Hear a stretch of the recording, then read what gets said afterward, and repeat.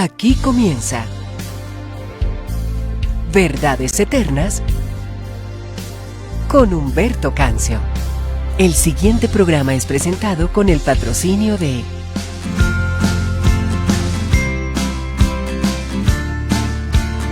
Sorprende en esta Navidad con un bonito detalle de Verdades Eternas. Camisetas, cojines,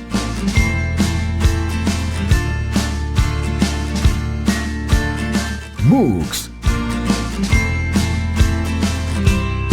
vinilos y mucho más. Haz tu pedido ahora mismo al 317-427-0754. Verdades Eternas. Diseños que edifican. Verdades Eternas con Humberto Cancio.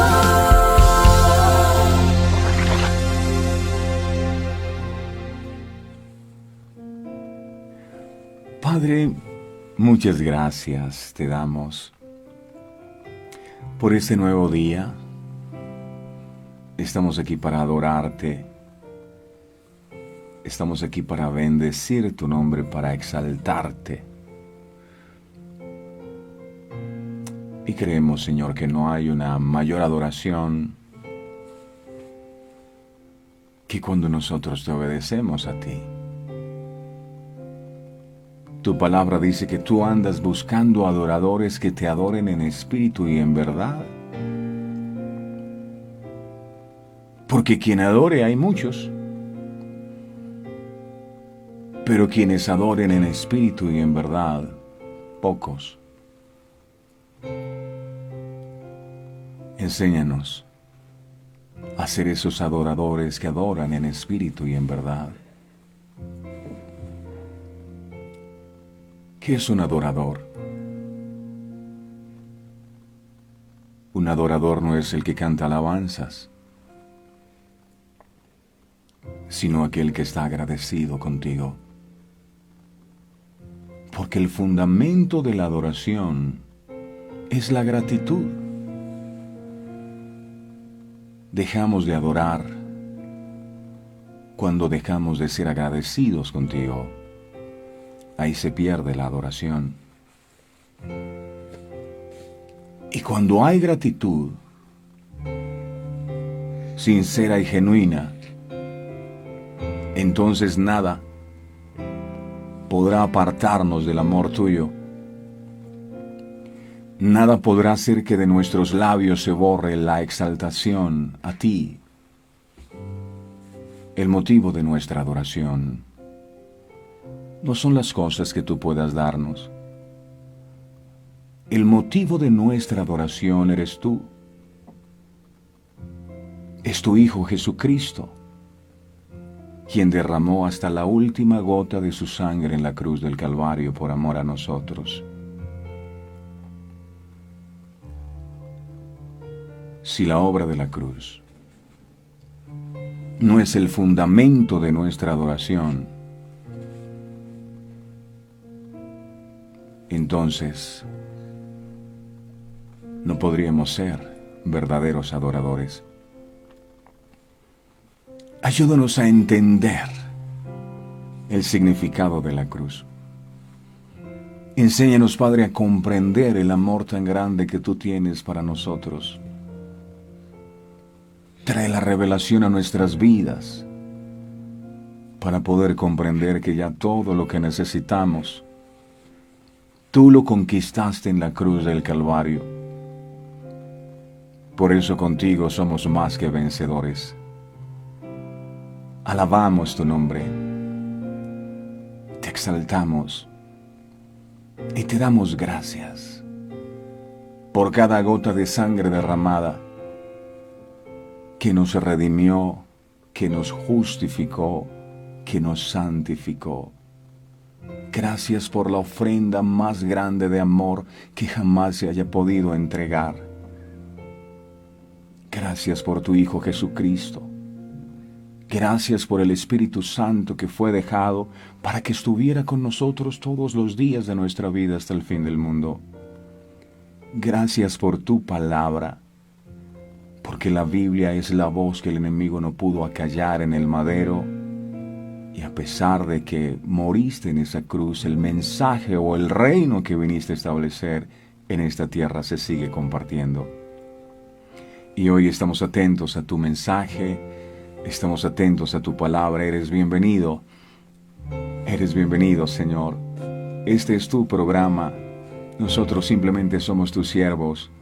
Gracias por todo lo que hoy harás. Te alabo y te bendigo, mi Señor, en el nombre de Jesús. Amén y amén. No hay nada más maravilloso. Hay una canción que escuché que dice que no hay lugar más alto, no hay lugar más grande que estar a sus pies. Y eso es verdad, porque el hombre es verdaderamente grande cuando está de rodillas delante de Dios. ¿Quiénes somos nosotros para que Dios nos mire? ¿Quiénes somos nosotros para que la misericordia de Dios se extienda sobre nuestras vidas todos los días?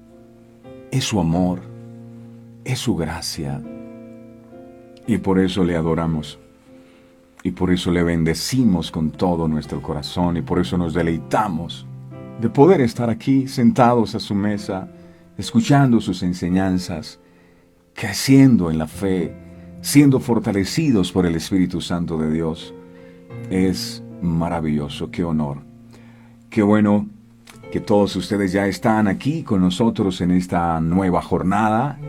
Les envío un fuerte abrazo y pido a Dios que derrame sobre sus vidas las más ricas y abundantes bendiciones. El año no ha terminado aún y veo, analizando las historias de la Biblia, que había un hombre, un paralítico, que llevaba 38 años con una parálisis. Yo no sé si estaban paralizadas sus finanzas. Puede ocurrir que a veces se paralizan incluso los matrimonios, las relaciones, las economías. Y ese hombre llevaba 38 años, imagínense, 38 años con un problema. Y cuando Jesús llega al estanque de Betesda, se dirige a él. Y este hombre dice: lo que pasa es que yo no tengo quien me ayude a meter al estanque. Y entre tanto que yo voy, otro se adelanta primero y obtiene su bendición antes que yo, y no he podido ser sanado. Y yo no sé cuántos están aquí que les ha pasado lo de el paralítico de Betesda. 38 años, yo no sé si son 20, 10, 5, esperando un milagro. Y es tremendo ver cómo otros reciben el milagro, cómo otros alcanzan las bendiciones, y nosotros nos preguntamos: ¿y cuándo? ¿Cuándo es nuestro turno? Bueno, el turno del paralítico de Betesda había llegado, y hoy quiero decirle que su turno ha llegado. Así que dele gloria a Dios, gócese en el Señor, diga amén, aleluya, carita feliz, es su tiempo. Y veo algo impresionante. El Señor le dice: levántate, toma tu lecho y anda. 3 palabras. 3 palabras, levántate, toma tu lecho y anda. Y en un instante, mis amados, el que había estado 38 años postrado, recuperó la movilidad y empezó a andar. Ocurrió el milagro. ¿Cuánto se demoró Jesús para hacerlo? 1 segundo. 38 años de frustración, 38 años de privaciones, 38 años de dolor, de incomprensión, acabaron en un solo instante. De manera que Dios no necesita 365 días para hacer un milagro. El Señor en un instante, escuche, en un instante, Él puede quitar tu parálisis. En un instante, Él puede cambiar tu vida. Así que no pierdas la fe, por favor. por nada del mundo. No estés diciendo, no, ya este año se acabó y nada se hizo. Dios necesita solo un instante. Y hoy puede ser ese instante. Hoy puede ser ese día. Así que siga confiando en el Señor. Ahí vamos a disponer nuestro corazón para que el Espíritu Santo de Dios ministre en nuestras vidas. El Señor dijo, el que tenga sed, que venga a mí y beba. Y todos los que estamos aquí, Señor, tenemos sed, mucha sed, tenemos hambre, mucha hambre de ti. Así que por favor, mi Señor, que nuestro corazón pueda ser buena tierra, para que tu palabra dé fruto en ella al 100%. Que no haya nada que nos robe este momento de intimidad contigo.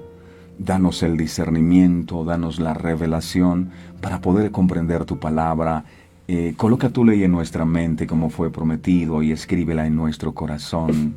Habla, amado Dios, que tu pueblo escucha y declaro en base a tu palabra, el Espíritu de Jehová el Señor está sobre mí. Gracias, Jesús. Amén. Hoy el tema que vamos a estar compartiendo, mis amados, lo hemos titulado Confiad. Yo he vencido el mundo. Qué palabras tan poderosas estas. Confiad. Yo he vencido el mundo. El libro de Juan en el capítulo 16, en el verso 33, enseña. Esto lo estaba diciendo Jesús. Estas cosas os he hablado para que en mí tengáis paz. En el mundo tendréis aflicción, pero confiad, yo he vencido el mundo.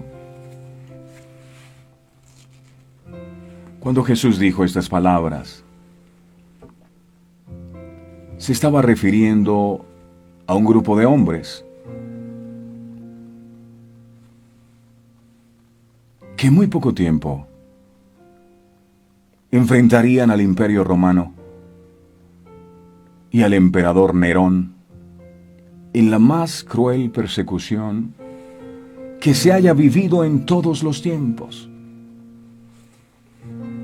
Podríamos pasar un año completo analizando solo este versículo, pero nos haremos una idea muy general de lo que quiso decir Jesús a sus discípulos. Recuerden ustedes que Jesús fue asesinado en un madero, y luego, después de la muerte de Jesús, empieza una persecución encarnizada en contra de los seguidores de Cristo. Muchos de ellos terminaron mal, decapitados, crucificados, quemados, por la causa de Jesús.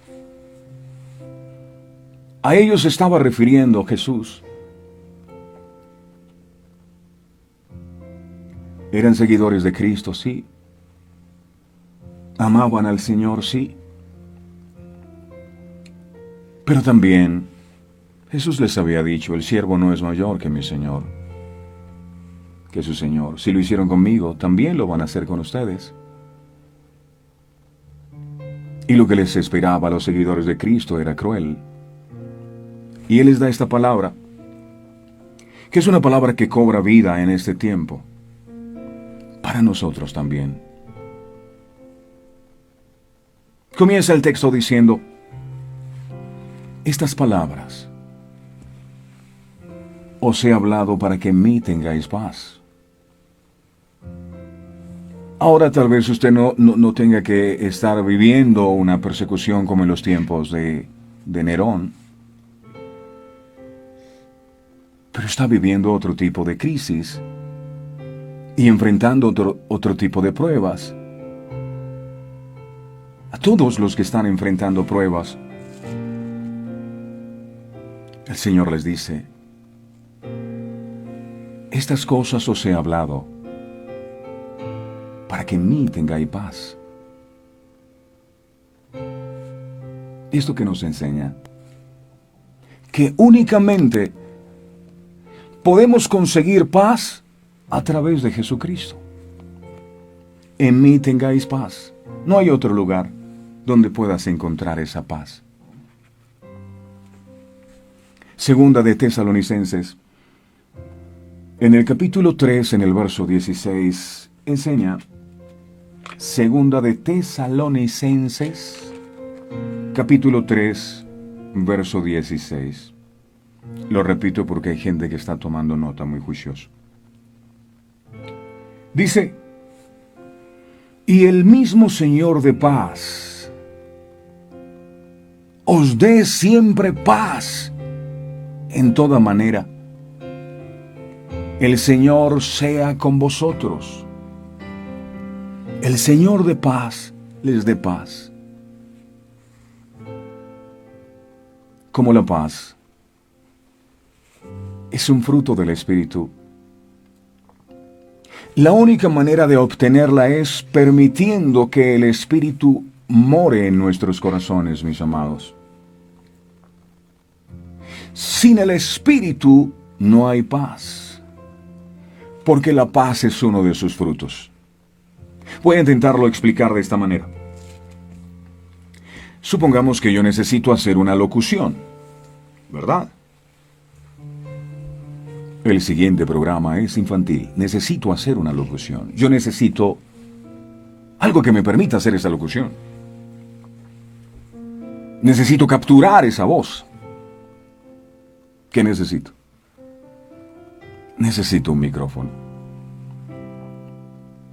Si yo no tengo ese micrófono, es imposible que yo pueda realizar mi trabajo.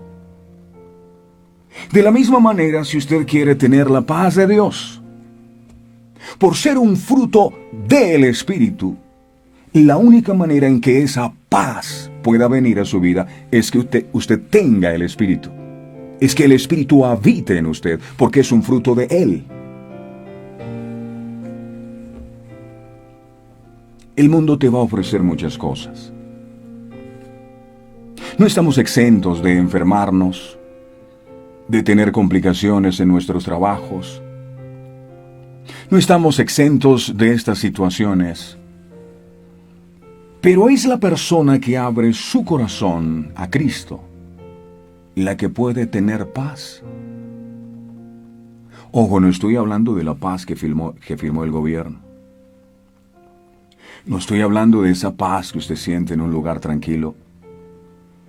Estoy hablando de la paz que sobrepasa todo entendimiento. Es decir, yo no puedo comprender que a pesar de la crisis que estoy viviendo, que a pesar de que todo a mi alrededor sea un caos, yo pueda seguir manteniendo la paz. Acuérdese de Jesús. Jesús estaba en medio de una tormenta. Pero aún en medio de la tormenta, Él tenía paz y por eso podía dormir. Hay gente que en medio de lo que está pasando, en medio de un problema, no puede dormir, porque no tiene paz. Y si no tiene paz, entonces es porque le falta la presencia del Espíritu, porque es un fruto del Espíritu. Y la paz que el mundo no puede dar, ni puede quitar, solo se consigue al entregar nuestra vida a Jesucristo. Esteban lo estaban asesinando.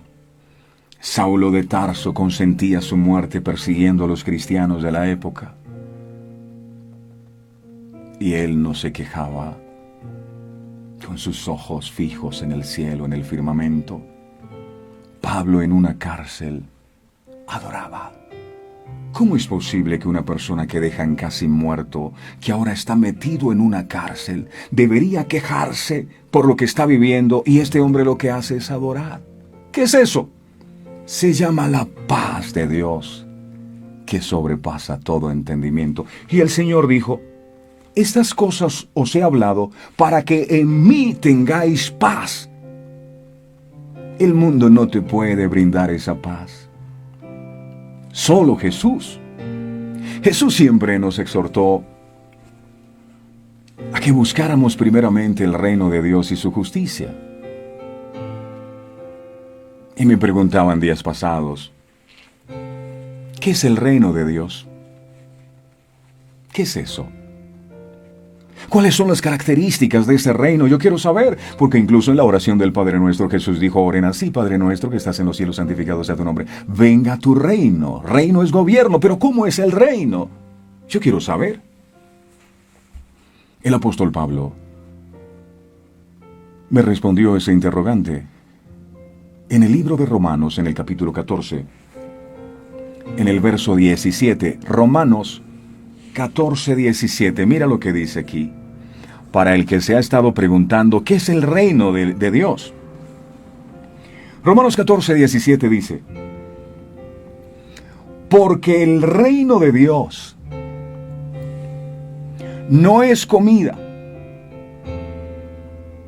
Romanos 13, 17. Perdón, 14, 17.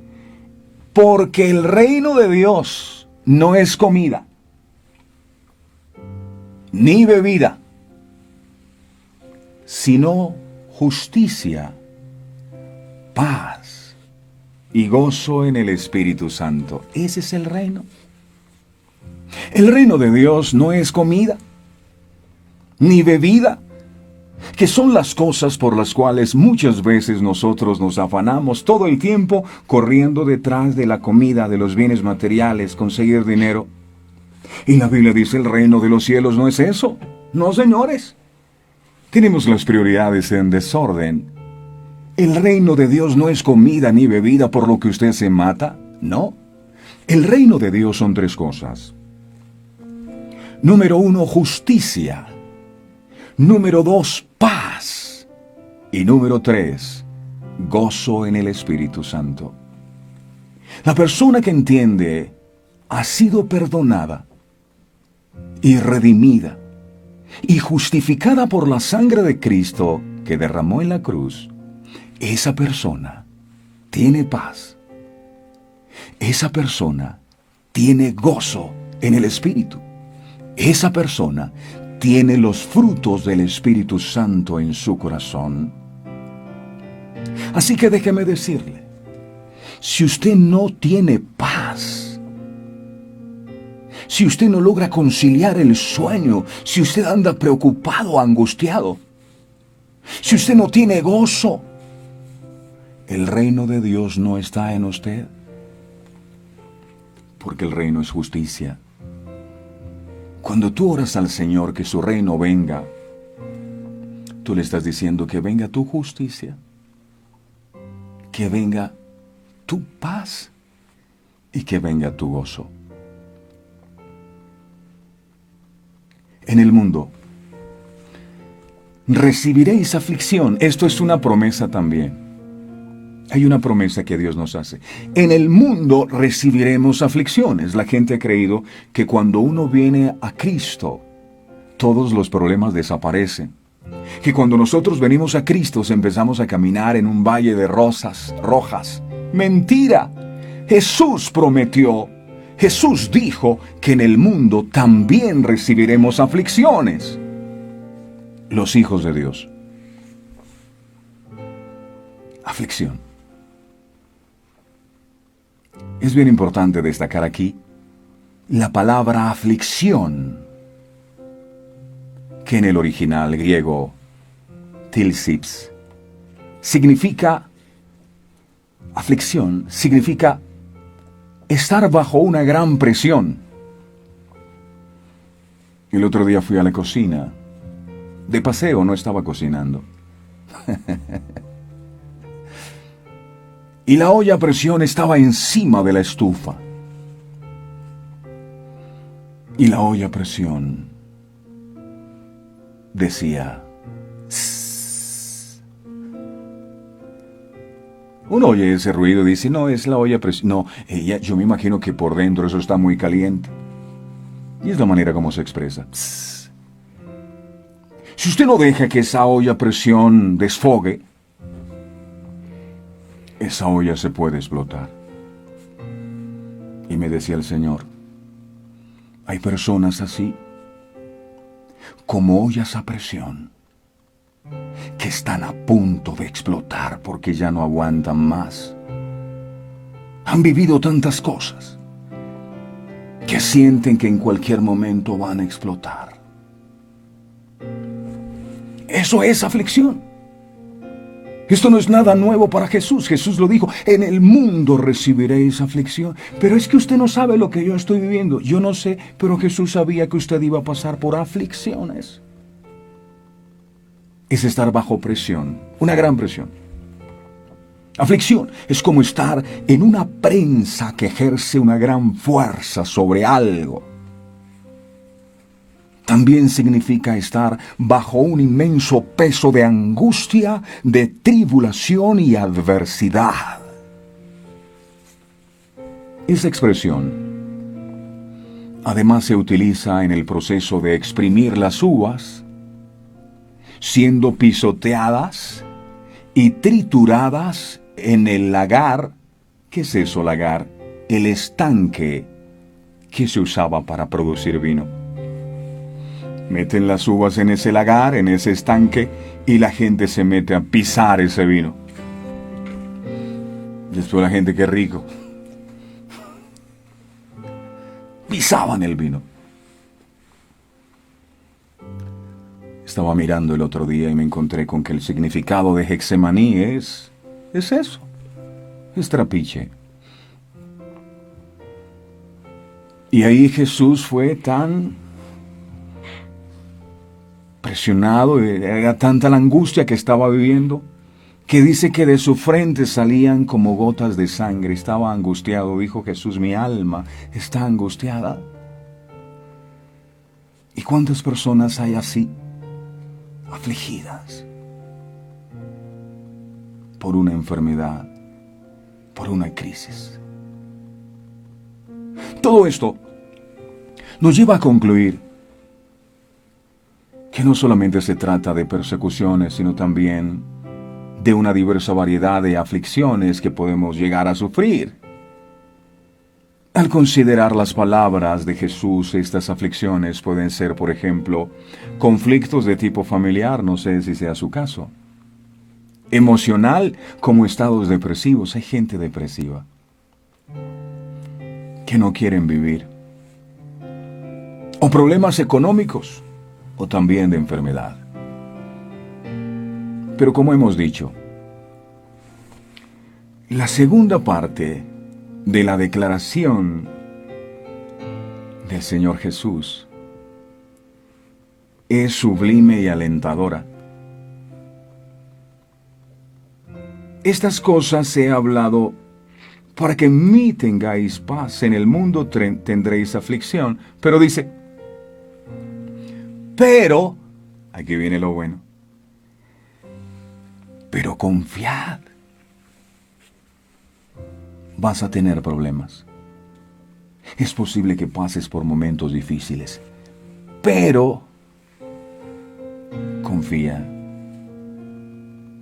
Yo he vencido al mundo, dijo Jesús. Cuando el Señor dice, yo he vencido al mundo, ¿habla de quién? Habla de Él mismo. Yo. Habla de su testimonio, del Nazareno, el humilde carpintero que Dios envió, de su vida. Jesús no cayó ante ninguna de las tentaciones de este mundo. Hebreos, capítulo 4, verso 15.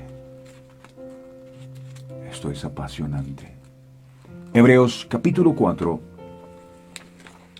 verso 15, dice, escuche, porque no tenemos un sumo sacerdote que no pueda compadecerse de nuestras debilidades, sino uno que fue tentado en todo, según nuestra semejanza, pero sin pecado. Jesús fue tentado en todo, pero sin pecado.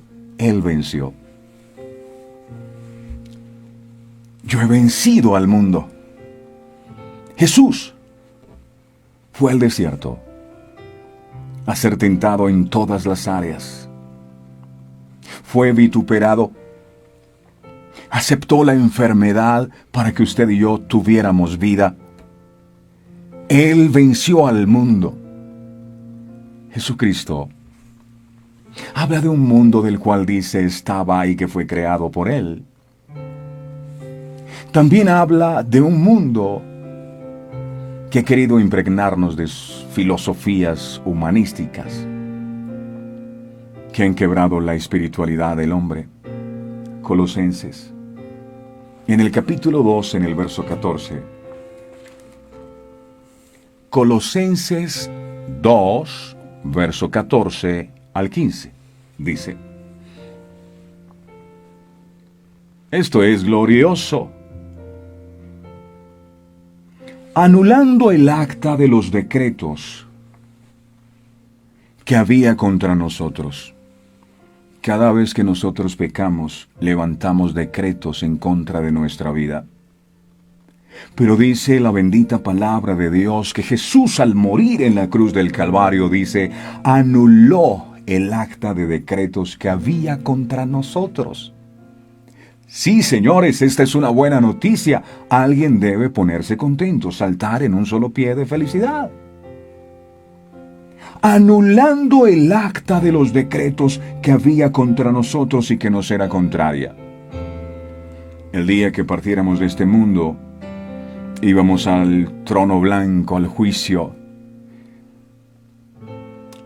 Y alguien por allá decía, Humberto Cancio, al frente, aquí estoy.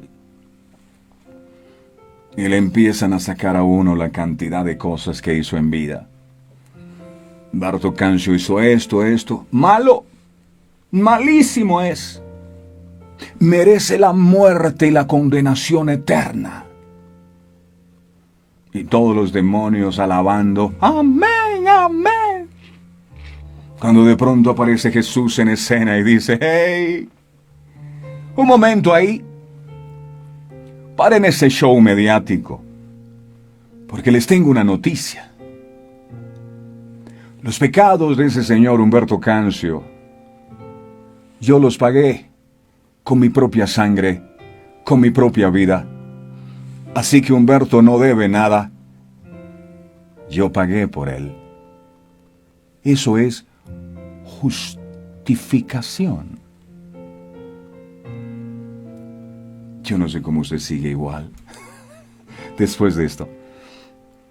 Esto es lo que dice la Biblia, anulando el acta de los decretos que había contra nosotros y que nos era contraria, quitándola de en medio y clavándola en la cruz. ¡Wow! Nadie puede condenarnos, porque Jesús pagó el precio por nuestra salvación. Su sangre derramada fue el precio, y el enemigo no tiene argumentos para condenarnos a nosotros, los que hemos creído en la sangre de Jesús y que nos hemos arrepentido. Verso 15. Y despojando a los principados y a las potestades, dice la Biblia, principados y potestades, demonios, dice, despojando a los principados y a las potestades, los exhibió públicamente, triunfando sobre ellos en la cruz. ¡Wow! Porque es que hay gente que dice que tiene a Cristo en el corazón, pero andan deprimidos. No, yo aquí prosperado, bendecido y en victoria. ¿Cuál victoria? No se le nota por ningún lado que su Cristo venció y que usted es un vencedor.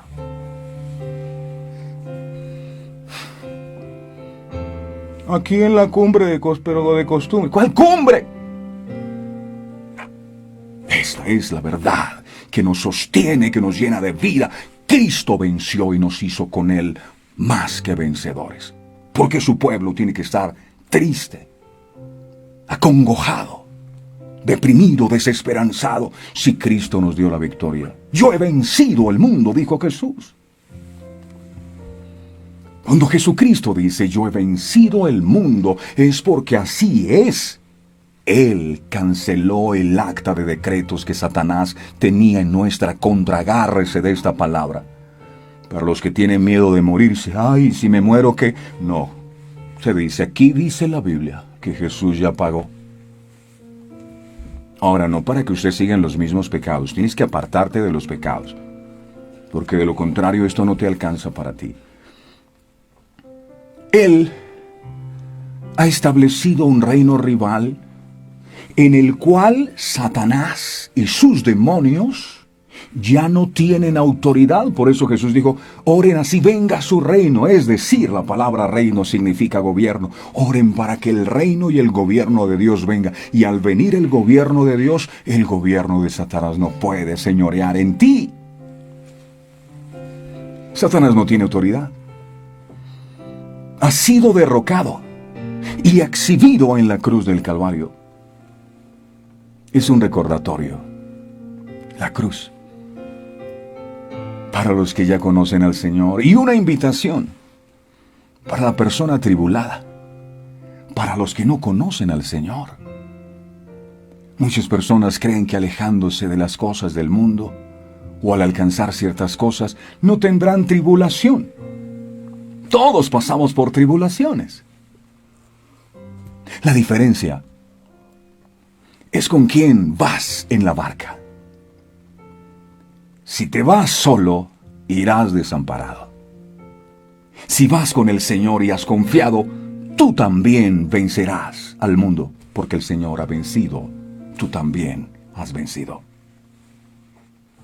No puede haber una victoria permanente en las vidas de los hijos de Dios hasta que ellos puedan ver y apreciar el hecho de que Satanás fue derrotado en la cruz del Calvario.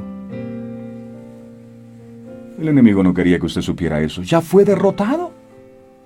La iglesia de Dios, como una unidad, no puede enfrentarse a la oleada satánica con la que es atacada si no aprende primero a someterse al poder y la victoria que el Calvario nos da en el claro testimonio de la derrota del diablo.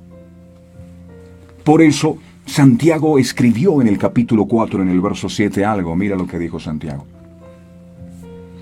Santiago dijo, someteos pues a Dios, resistid al diablo y huirá de vosotros. Número 1, number one, para los que nos están escuchando en inglés, number one. Someteos a Dios. Number 2. Resistid al diablo. Number 3. Y él huirá. Ojo. El diablo no huye si tú primero no estás sometido a Dios. El diablo no huye de una persona que se sabe la Biblia, porque él sabe más Biblia que usted y que yo. El diablo huye de una persona que está sometida a Dios. Someteos a Dios. Una vez estás sometido a Dios, haces la voluntad de Dios, podrás resistir al diablo y el diablo no tendrá otra cosa que huir. El problema es que la gente quiere resistir al diablo, pero no quieren someterse a la voluntad, al señorío, a la obediencia a Dios. Diablo, te reprendo ahora en el nombre de Jesús, te echo fuera, te aplasto. Y el diablo, yo no los conozco a ustedes, yo conozco a Pablo.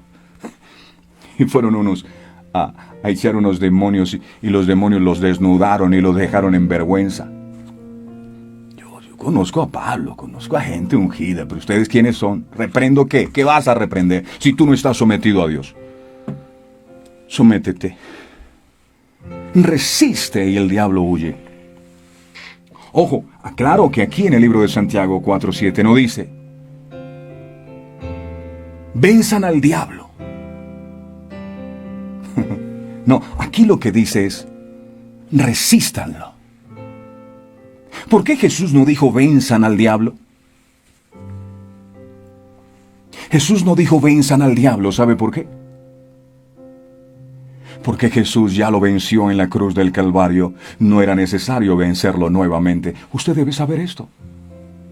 Su trabajo y el mío es resistirlo, no vencerlo, porque Él ya fue vencido. Apocalipsis capítulo 12, verso 11. Ay, es que escuchando esto tengo la piel de gallina. Usted tiene frío entonces. Yo no le estoy hablando a sus emociones, sino a su espíritu. Apocalipsis capítulo 12, verso 11 dice: y ellos le han vencido, y eso nos incluye a usted y a mí, le han vencido por medio de la sangre del Cordero y de la palabra del testimonio de ellos, y menospreciaron sus vidas hasta la muerte. Ellos le han vencido. Usted y yo hemos vencido también al enemigo por medio de la sangre que Jesús derramó, dice la Biblia. Esto no es con agua bendita, esto es con sangre de Jesús, la que tiene el poder. Aquí no dice, ellos le han vencido por medio del agua bendita, no. Ellos le han vencido por medio de la sangre. ¿Será que el agua bendita es más poderosa que la sangre que Jesús derramó en la cruz del Calvario? Pregunto. Mis amados, yo no sé si usted lo sabía, pero estamos peleando contra un enemigo que ya ha sido vencido en la cruz del Calvario. ¿Sí? Ay, yo pensaba que él tenía el poder, porque la gente, todo es el diablo. Que llovió es el diablo. Que pasó otra es el diablo. ¿Y le dan más poder al diablo que al Señor? Todo es el diablo. Ese fue el diablo. El perro ladró, eso fue el diablo. Fulano se cayó, ese fue el diablo. Es que el diablo está suelto. El diablo. ¿Y dónde está Dios, el que venció a ese diablo? Mire, yo he visto gente que cree más en el diablo que en Dios. Sí, y van a la iglesia, pero ellos son creyentes del diablo. Discípulos del diablo. Todo es el diablo. El diablo hizo el diablo. No, si el diablo es tan poderoso, váyase con él. La Biblia dice que mi Jesús venció. Me voy con Jesús porque él le aplastó la cabeza a Satanás. Hoy hay una persona que llega y te dice, ¿sabes una cosa? Imagínate que a fulano de tal le salió el diablo. Sí, un espanto. ¿Y cómo era? Sí, era una cosa negra. ¡Oh! ¿Verdad? Sí, el diablo sí le salió y tenía las marcas. Y llega uno y les dice, estuve orando y Dios me habló. Ese está loco. Está loco. Es que Dios le habla. Y la gente va a las películas de terror porque les gusta eso, el miedo. Y allá en las películas de terror, entonces está Chucky, el muñeco asesino. Y toda la gente, ¡ah! Porque él quiere que usted le tenga miedo, pero él está vencido. La Biblia dice que anda como león rugiente. No es un león, se hace pasar porque es un mentiroso. Cuando usted escucha, él simplemente hace miau y usted lo escucha así. Como Satanás es el padre de la mentira, nos hace creer que todavía puede señorear sobre nuestras vidas. Pero él no tiene ninguna autoridad sobre nosotros. El que no pueda dejar una adicción. No, yo no puedo servir. Sí puedes. Es que el diablo me dice que yo tengo que hacer y yo tengo que hacer lo que me dice. No, Señor. Los pies de Jesús fueron clavados. Y pies habla del propósito. Los pies de Jesús fueron clavados en el madero para que los suyos fueran liberados. Cuando una persona tiene los pies clavados, entonces esa persona perdió su voluntad y no hace lo que quiere, sino lo que el enemigo quiere. Pero la buena noticia es que los pies de Jesús fueron clavados para que los suyos fueran liberados. Yo no voy para donde el enemigo dice, yo voy para donde Dios dice que vaya. Yo no puedo hacer lo que el enemigo me dice que haga, porque yo no le pertenezco a él. Él no es mi jefe, él no es mi Señor. Antes, cuando yo no tenía a Dios, eso sí, yo salía del trabajo y me iba para la casa y me empezaba a predicar. Oye, pero tú has trabajado mucho esta semana. ¿Por qué no vas a deleitarte con los amigos? Tómate unas frías para que te sientas bien. Te lo mereces. ¿Que vas a ir para donde tu familia? No, déjalos a ellos allá. Vete con tus amigos. Y yo le decía, sí, señor diablo, amén. Y terminaba yéndome con los amigos, malgastando el dinero que ganaba. Y después, ¿yo qué hice? Y ese mismo diablo después me decía, mira, tú eres hipócrita. ¿Por qué hiciste eso? ¿Por qué dejaste tu familia? Un día quiso volver a decirme, el día que conocí a Jesús, me quiso decir que hiciera lo mismo. Yo dije, Señor, A mí me da mucha pena con usted, pero yo no le obedezco a usted porque yo no soy siervo suyo. Yo soy siervo del Señor Jesucristo. No tengo por qué hacer lo que usted me mande. Por eso el Señor nos manda que resistamos. Lo contrario a resistir es aceptar, y lo que está pasando en el mundo es esto, que el diablo nos ataca y nosotros aceptamos. No nos defendemos. Oh, el diablo, ese es el diablo. Eso es el diablo, y todo se volvió nuestra predicación el diablo. ¿Quién predica de Jesús? Del poder de Jesús. Resiste la crisis. Resiste la enfermedad, no la aceptes. Oh, esto será una maldición de Dios. No, la Biblia dice que Jesús llevó nuestras enfermedades. Jesús murió para que tú estuvieras sano. Entonces esa enfermedad no la aceptes. Échala fuera de tu vida. No la acepto en el nombre poderoso de Jesús. Resiste sus mentiras. Resiste sus ataques. Eso fue lo que dijo Jesús. Resiste y Él huirá porque ya está vencido. La iglesia de Dios se encuentra en su última batalla, y esto quiere decir un último conflicto con Satanás. Darle frente a este conflicto desde otro punto de vista que no sea el Calvario es enfrentarse a un desastre. De allí la necesidad del más claro entendimiento posible de cómo el cristiano puede ejercer autoridad para obtener la victoria sobre la invasión satánica como se está manifestando en los días de hoy. Mire las noticias. Un marido le terminó metiendo un hachazo a su mujer porque él le quería colocar un nombre al hijo y la mujer quería otro, y cogió una hacha y la mató. Padres que asesinan a sus hijos, que violan, abusan a sus hijos, hijos que asesinan a sus padres. Mire las noticias, el diablo está más suelto que nunca. Alrededor nuestro vemos los poderes satánicos creciendo, corrupción, amenazando, arrasar con todo lo que encuentra a su paso. Podemos ver la inquietud de las naciones. El orden mundial está fuera de control y los hombres perplejos en cuanto a lo que va a suceder. En el mundo religioso vemos el mismo crecimiento de este poder que amenaza y pone en peligro hasta el mismo fundamento de nuestra fe. Mientras tanto, Dios está preparando un ejército de vencedores, los cuales serán instrumentos en las manos del Espíritu Santo para detener el torrente del poder satánico que está siendo derramado en el mundo en estos últimos días. Esto no es nuevo, esto lo escribió Isaías, el profeta, hace muchos años. Miremos Isaías 59:19, mira lo que dijo Isaías. Y es lo que está pasando hoy día. Isaías 59:19 dice: y temerán desde el occidente el nombre de Jehová, y desde el nacimiento del sol su gloria, porque vendrá el enemigo, ojo, vendrá el enemigo como río, mas el Espíritu de Jehová levantará bandera contra él, bandera. En la época de la conquista, cuando un ejército conquistaba a una ciudad, lo primero que hacía era quitar la bandera de esa ciudad e instalar la bandera del país que había conquistado.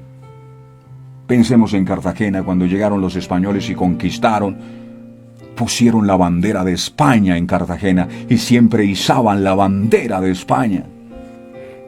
Si usted va a la embajada de los Estados Unidos, usted no va a encontrar la bandera de Colombia, va a encontrar la bandera de los Estados Unidos en esa embajada. Eso marca territorio.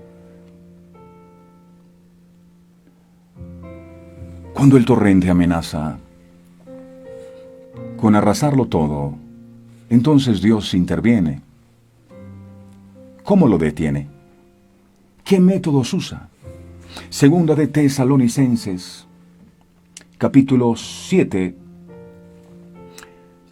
Segunda de Tesalonicenses, capítulo 2, verso 7 en adelante. Segunda de Tesalonicenses, capítulo 2, verso 7 en adelante. Porque ya está en acción el misterio de la iniquidad,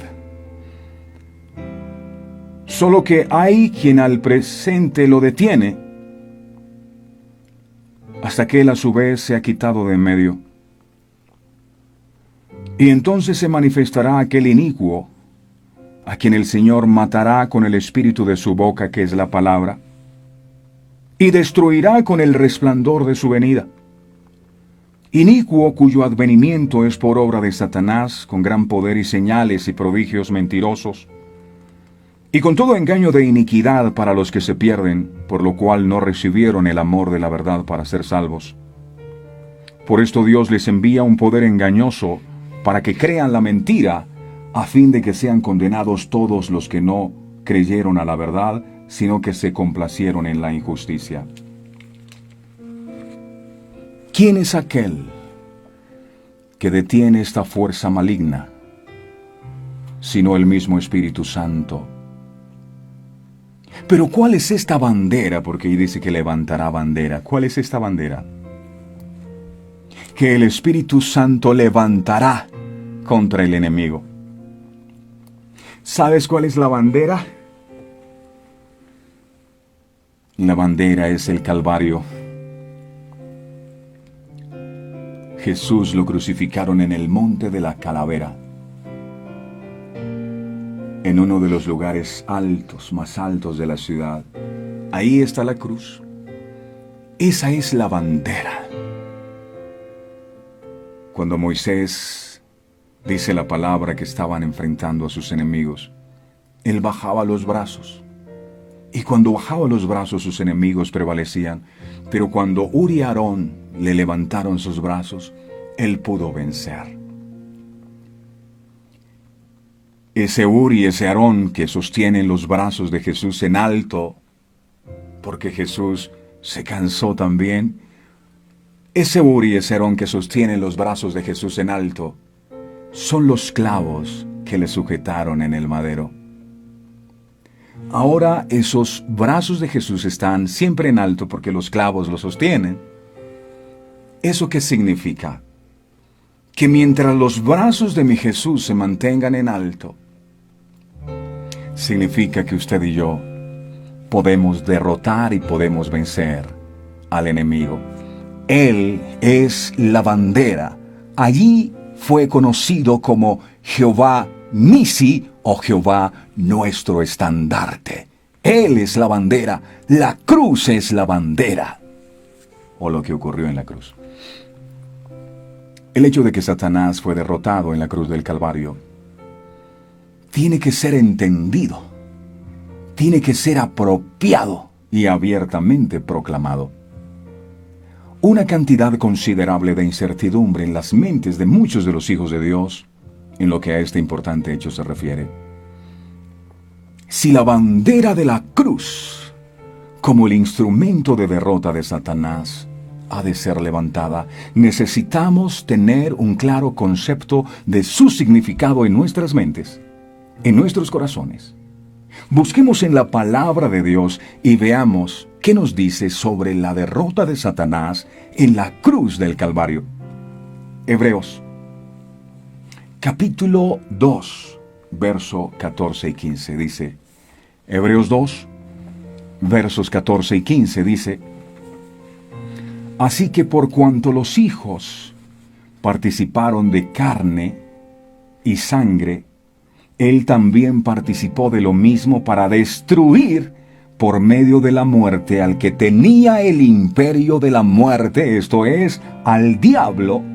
Y dice el verso 15, y librar a todos los que por el temor de la muerte estaban durante toda la vida sujetos a servidumbre. Nosotros no tenemos por qué seguir siendo esclavos de las mentiras del enemigo, porque Jesús nos redimió, nos compró a precio de sangre, le pertenecemos a Él.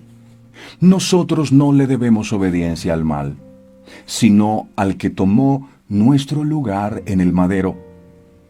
Jesús, mediante su muerte, destruyó al que tenía el imperio de la muerte, esto es, al diablo. Destruir. ¿Podríamos pronunciar algo más fuerte que esto? Destruir. No fue en medio destruido, privado. Por eso David le pega una pedrada al gigante, el gigante cae, pero David se asegura. saca la espada y le corta la cabeza, por si las moscas. El diablo fue destruido por completo en la cruz. En el griego esta palabra significa dejar sin poder. Destruir es dejar sin poder, o ponerlo fuera de acción. El diablo quedó sin poder y quedó fuera de acción. Entonces, usted se preguntará, ¿por qué es que Satanás continúa activo? Porque los hijos de Dios no se han apropiado de este hecho, ni aplican el mismo en su necesidad. Por eso, aquí estoy en Cristo, en victoria, próspero. ¿Cuál victoria? Victoria, la señora que vende las empanadas de las arepas de huevo. Será porque yo no veo ninguna victoria en sus actitudes y acciones. Jesucristo ha rescatado todas las almas del poder del diablo. Pero este hecho tiene que ser proclamado y puesto en acción por medio de una fe viva. Cuán grande responsabilidad pesa, mis amados, sobre nuestros hombros. Después del Calvario, Satanás ha sido un usurpador, un mentiroso, un engañador. No tiene ningún derecho. Pero, ¿nos hemos dado cuenta de lo que esto significa? Si él no tiene ningún derecho, si Jesús lo venció, entonces cualquier posición que él tenga, la mantiene como usurpador. No le pertenece. Un proscrito, un bandido. Y como un usurpador, él puede ser resistido por usted, donde quiera que su poder se deje sentir o se manifieste. Usted tiene el poder para resistirlo, porque usted es un mentiroso. Usted ya fue vencido. Él no tiene a ninguna vida, ningún lugar, ninguna organización. Y no solamente esto, sino que es nuestro deber oponernos a él. Dejarlo sin desafiarlo es como robar a Jesús de aquello por lo cual murió en la cruz. El no proclamar la derrota del diablo es también robar a los hombres de aquello que tanto han anhelado, la oportunidad de romper todas las ligaduras del enemigo. Imagínense que una vez un hombre hizo un ejercicio. Amarró a un perro, a su perro, con una cuerda de 1 metro y puso un hueso a 1,15 metros. El perro intentó la primera vez y se esforzaba por alcanzar el hueso. Y eso que era un hueso pelado. Al día siguiente, otra vez, el hombre amarró el perro en la estaca y colocó el hueso en la misma posición, y el perro no podía alcanzar el hueso. Al cabo de un tiempo, el perro ya miraba el hueso, así como los perros miran los huesos así. Y ese perro dijo: ya no voy a intentarlo más. ¿Para qué me esfuerzo? El perro levantó una fortaleza en su mente y decidió no volverlo a intentar. Entonces su amo un día volvió a colocar en la misma posición el hueso, pero esta vez soltó al perro. ¿Y qué creen que pasó?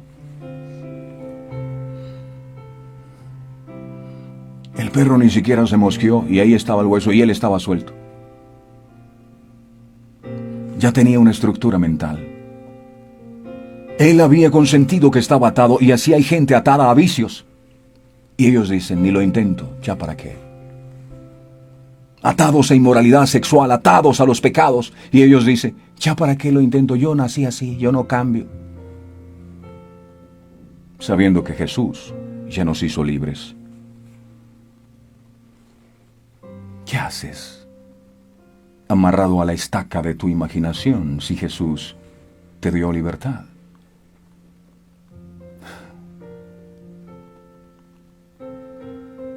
No se comporte como un esclavo. usted fue liberado. El no comprender esta verdad claramente es la causa de la falta de entusiasmo y labor agresiva para ganar las almas perdidas. Es también la causa de la pasividad que muchos creyentes espirituales tienen en cuanto a los males que existen en el mundo. Si el Calvario representa la derrota de Satanás, ¿por qué le es permitido engañarnos con las falsas enseñanzas del modernismo y las falsificaciones del espiritismo? ¿Qué es eso de espiritismo? La gente que cree que los muertos hablan desde el más allá y van a donde el espiritista, aquí está. Y es que la voz era parecida, claro, son demonios que se hacen pasar por ese familiar que se murió y usted cree que ese es familiar.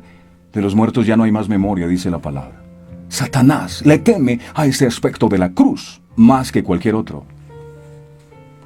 Él sabe que una vez los cristianos entienden completamente hasta cuál grado la cruz le ha robado el poder al diablo, desde esa misma hora, su caída será rápida y será segura.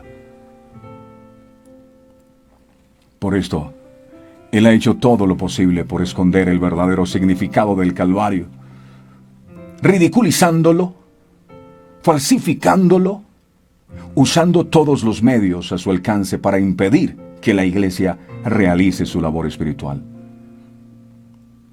El diablo no puede ocultarle la verdad al creyente, pero sí puede causar que el creyente solo medite en esa victoria en vez de ser lleno por fe en una experiencia práctica por medio del sometimiento al poder del Espíritu Santo.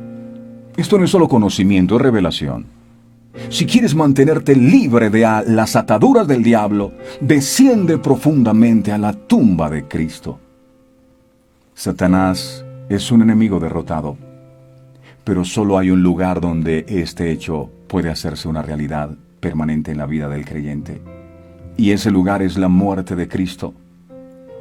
Si el grano de trigo no cae en tierra y muere, queda solo, pero si muere, lleva mucho fruto. Alguien me preguntó yo qué necesito para resucitar en un nuevo hombre. Le dije, tienes que morir. Morir al viejo hombre, morir a la vieja naturaleza. Muertos juntamente con Él, lo decía el apóstol Pablo, con Cristo estoy juntamente crucificado y ya no vivo yo. El diablo no te puede seguir hasta la cruz. La cruz nos separa de todas las cosas que el diablo puede usar para poseernos. Efesios 2, 4, 6, uno de los textos que más me encanta. Todos me fascinan, pero este es glorioso. Efesios 2, del 4 al 6 dice: Pero Dios, que es rico en misericordia por su gran amor con que nos amó, aun estando nosotros muertos en pecado, nos dio vida juntamente con Cristo. Por gracia sois salvos. Y dice el verso 6, y juntamente con Él nos resucitó y nos hizo sentar en los lugares celestiales con Cristo Jesús. ¿Esto qué significa? Que cuando Cristo murió en la cruz, nuestro viejo hombre y nuestra vieja naturaleza murieron con Él. Pero el 50% del mensaje es que Jesús no resucitó solo. Nosotros resucitamos con Él y Él nos hizo sentar en los lugares celestiales. Esta es la verdad que el diablo no quiere que usted conozca. La cruz quedó vacía, la tumba también, porque Jesús resucitó.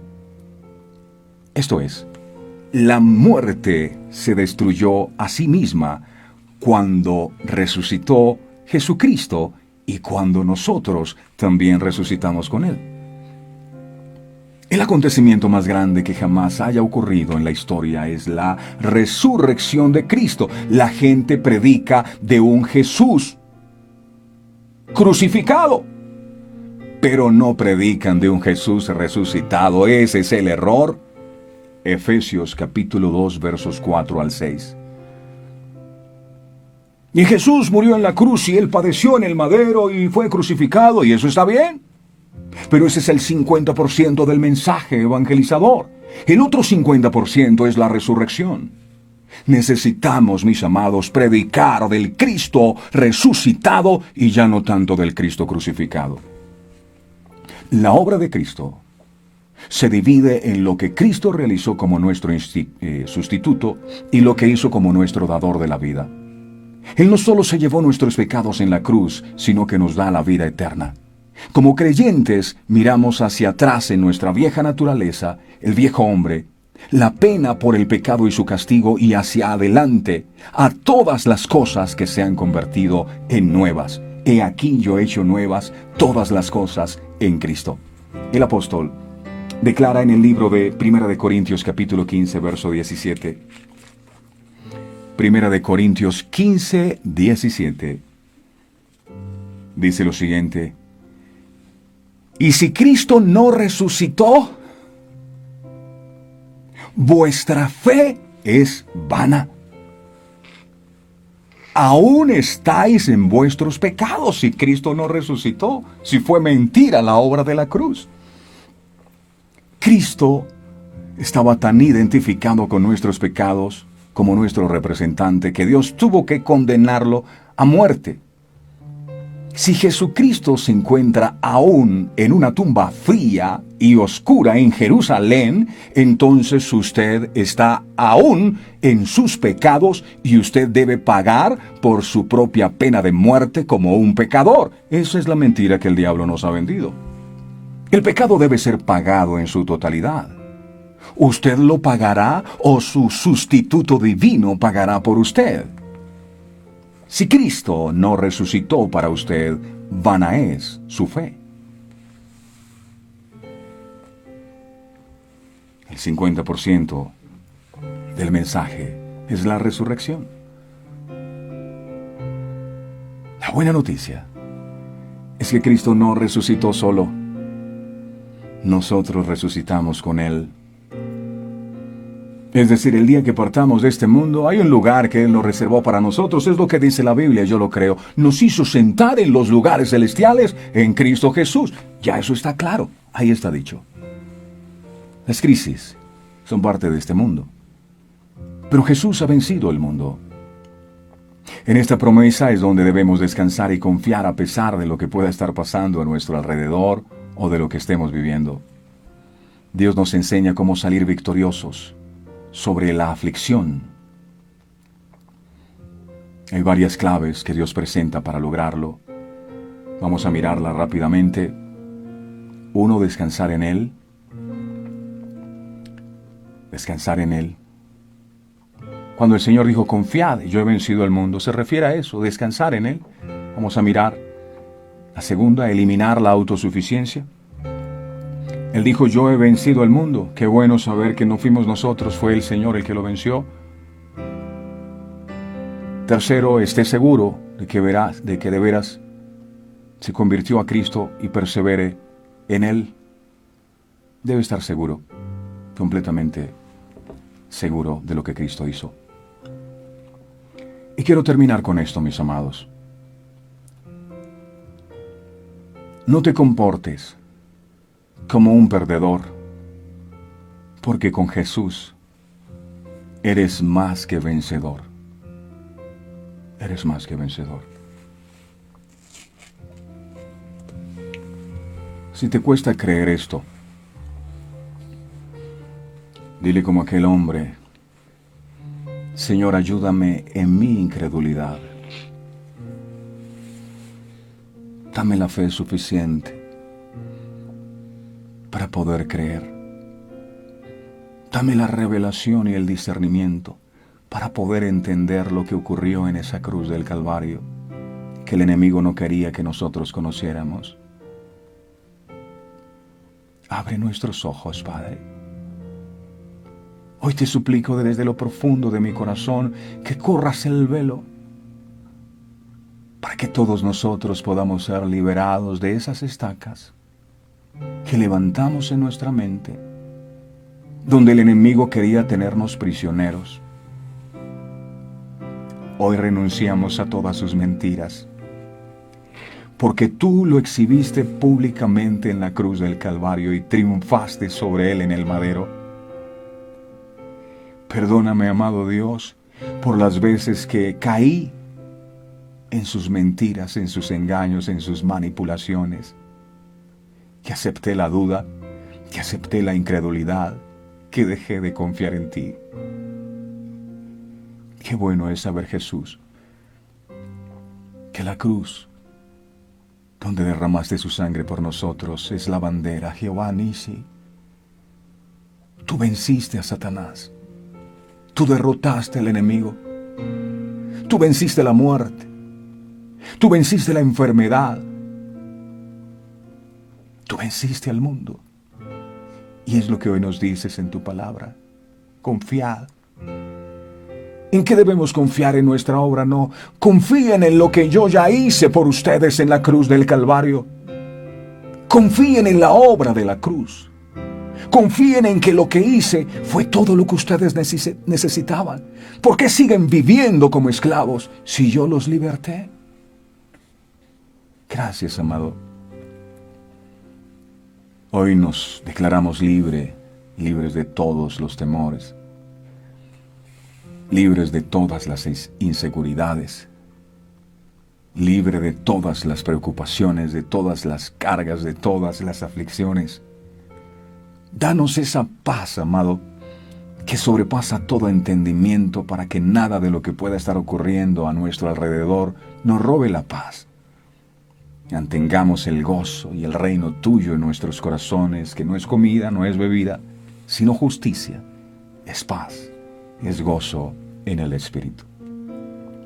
A partir de este día se va de mi corazón el espíritu de desesperanza, el espíritu de luto, porque es que cuando nosotros simplemente conocemos la mitad de tu obra, predicamos y hablamos de un Jesús que fue crucificado y decimos, wow, lamentable, duro eso. Pero la gloria fue cuando tú resucitaste, y a veces no meditamos en esto. Que a partir de este día yo pueda tener una relación con un Jesús resucitado, con un Jesús que tiene vida, que habla, que es victorioso, que es poderoso, que venció al enemigo, y Él me dará la victoria. Ya lo hizo en la cruz del Calvario, y hoy creo que esa victoria es mía. La proclamo en el poderoso nombre de Jesús. Nunca más me dejo engañar de las mentiras de Satanás. Gracias, Jesús, por tu victoria. Gracias por ayudarnos a confiar. Gracias porque tú nos dices que has vencido al mundo, que no tenemos absolutamente nada de qué preocuparnos. Te alabo y te bendigo en el nombre del Padre, del Hijo y del Espíritu Santo. Amén, amén y amén. Wow. ¿Dónde están los vencedores del Señor? Los vencedores del Señor. Y eso se nota, ¿verdad? Cuando uno sale de un estadio y el equipo de uno ganó, ¿verdad? Uno sale contento porque ese equipo ganó. Si el equipo perdió, usted sale triste. Quiero decirle, nuestro Jesús ganó. Nuestro Jesús venció. Se debe notar el Cristo que tenemos. Así que vamos con todo, mis amados, en el nombre de Jesús. Bueno, mis amigos, ¿hoy qué día es? Bueno, ¿cómo se va el tiempo de rápido? Yo disfruto mucho compartir con ustedes. El próximo lunes, si Dios permite, nos volvemos a encontrar en punto de las 5:45 de la mañana. Mañana sábado y el domingo también compartimos el mensaje, pero en diferido.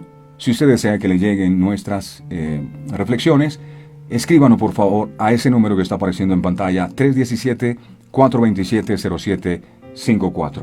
Si desea adquirir los productos de Verdades Eternas, diseños exclusivos, regalar una promesa a alguien en especial de parte de Dios para que la recuerde siempre y que la tenga en un cojín de 40 por 40 centímetros bien bonito, bien diseñado, o que tenga una camiseta o en su mux, lo puede hacer. Contáctese con nosotros, 317-427-0754.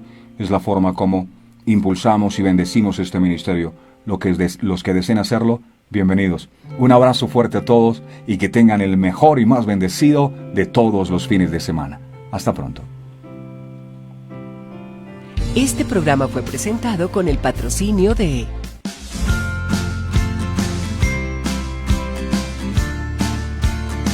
Sorprende en esta Navidad con un bonito detalle de verdades eternas. Camisetas, cojines,